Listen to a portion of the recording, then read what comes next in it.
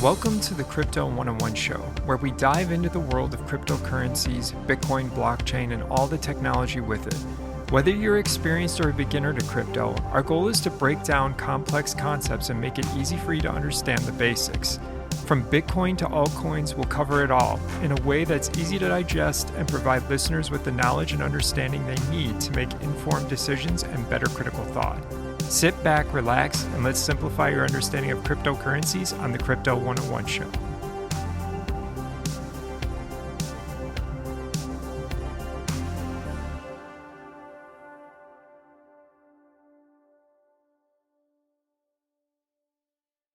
Part 6.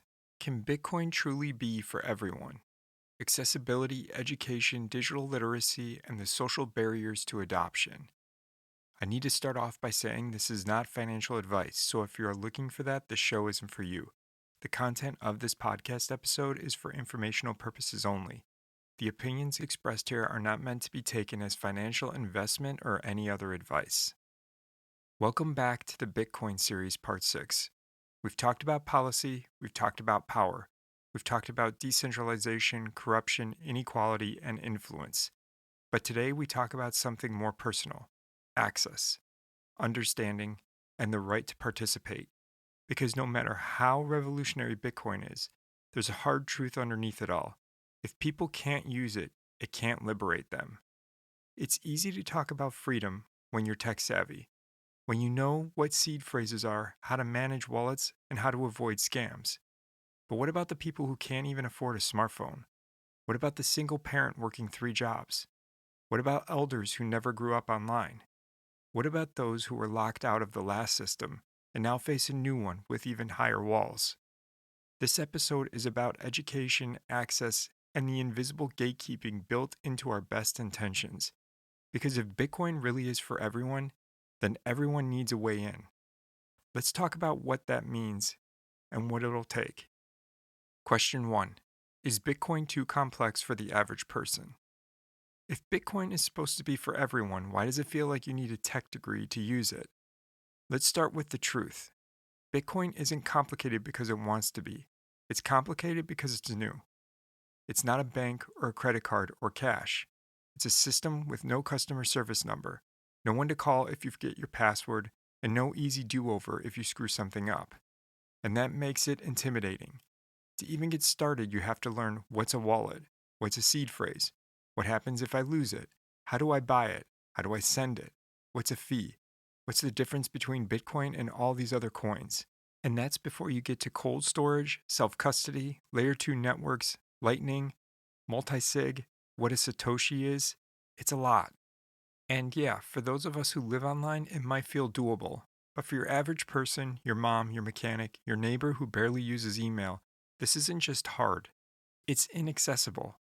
Here's what people get wrong. Being permissionless doesn't mean it's effortless.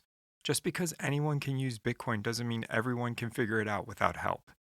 And when you don't understand something, you avoid it, you fear it, or worse, you fall for a scam that promises to make it easier. That's where the danger lies, because without education, accessibility turns into exclusion. If you don't speak the language of tech, or if you're in a place with limited internet, or a low-end device, or you've never learned digital literacy, Bitcoin isn't a lifeline. It's just another locked door. So no, the complexity isn't some conspiracy, but it's a barrier. And if you don't talk about that, then we're building a future that's only usable by the most connected, the most technical, the most privileged. And that doesn't sound like financial freedom. It sounds like a rebooted version of the same system, just with shinier code. So the question isn't just can people use Bitcoin? It's, are we doing the work to make it usable?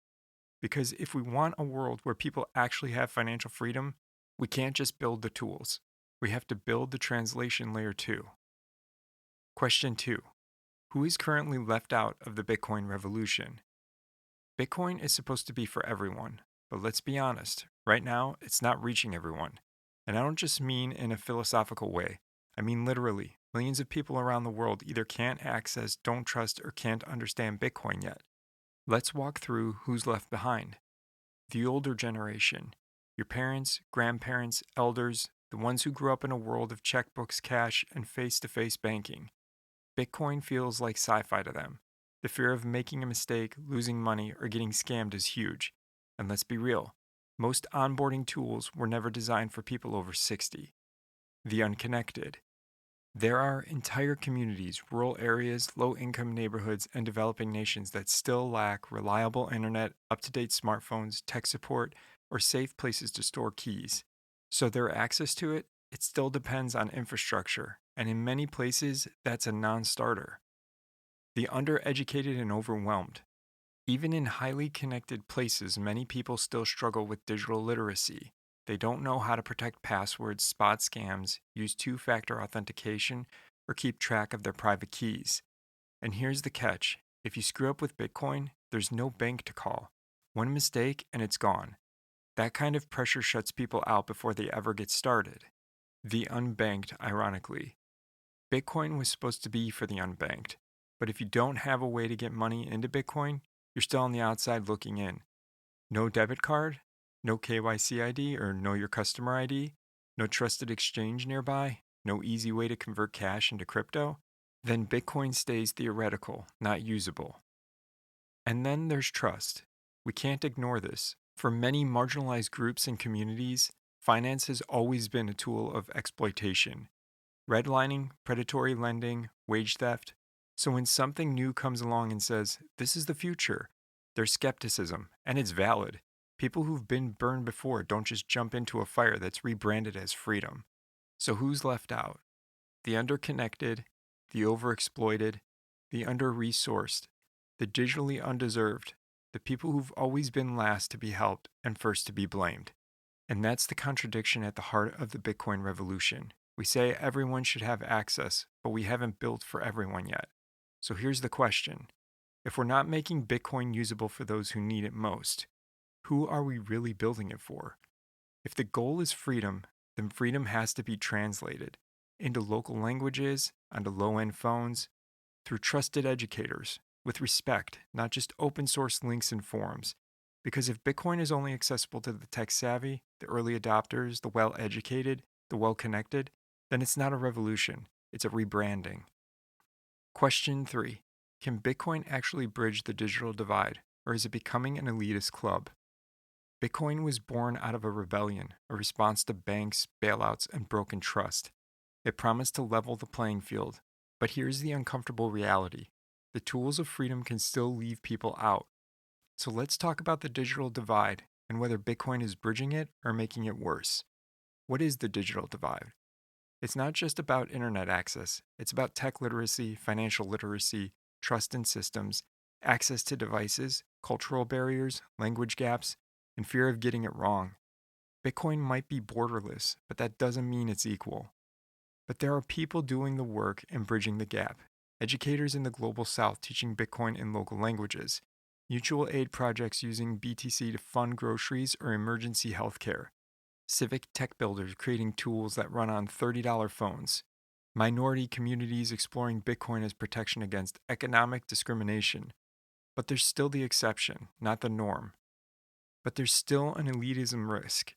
Bitcoin rewards people who got in early, have disposable income, understand wallets, security, cryptography, or are plugged into tech culture, which is to say, not most people. And the risk? That Bitcoin becomes just another club for the few: the early, the loud, the libertarian, the well resourced. It becomes about protecting your coins, not sharing the tools. So, how do we prevent that? Can we make access part of the revolution? This would mean building for $20 phones, not just $2,000 rigs. Teaching in plain language, not white papers. Creating apps that guide people, not punish them for one wrong click. Amplifying educators and builders in underrepresented communities and lowering the ego, raising the empathy. Freedom tools shouldn't require a tech degree and a hardware wallet to use. If Bitcoin is truly for the people, then the people who are struggling the most need to be at the center, not at the margins. Should the future of Bitcoin be decided by whales, developers, or influencers? Should it be decided by whether everyday people feel safe, seen, and supported using it?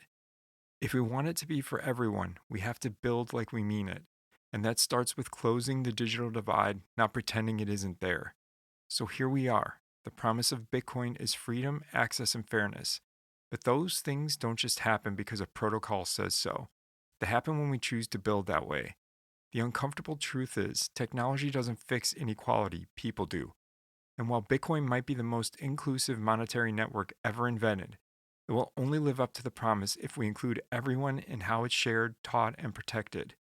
From unbanked families to rural educators, from single moms to elders trying to understand how wallets work, this isn't just about onboarding users. It's about empowering communities. Because if Bitcoin becomes just another echo chamber, another gate-kept system, another place where only early and educated thrive, then we didn't start a revolution, we just renamed the club. So maybe the real measure of Bitcoin's success won't be the price chart. It'll be the people who were never supposed to have financial power, finally holding it in their hands. Thanks for listening to the Bitcoin Series Part 6. Hopefully this episode made you reflect on who's included and who's still waiting at the door. Next time in Part 7, we tackle something bigger than code or coins. What would a full Bitcoin transition actually look like? Until then, stay curious, stay grounded. I want to be extremely upfront that I try my best to leave all of my opinions out of this. I know this is very condensed and simplified, but I want you to gain your own understanding and beliefs and not be persuaded by me. I hope this helped you gain a better grasp of it. Please remember to share, follow, and subscribe to our mailing list and to your favorite podcast app for future episodes so you can gain more with your crypto knowledge. If this sparked something in you or made you question what's possible, I'd love to hear about it. And if you found this valuable, share it, tag someone who needs to hear it, or just sit with it. Thanks for listening.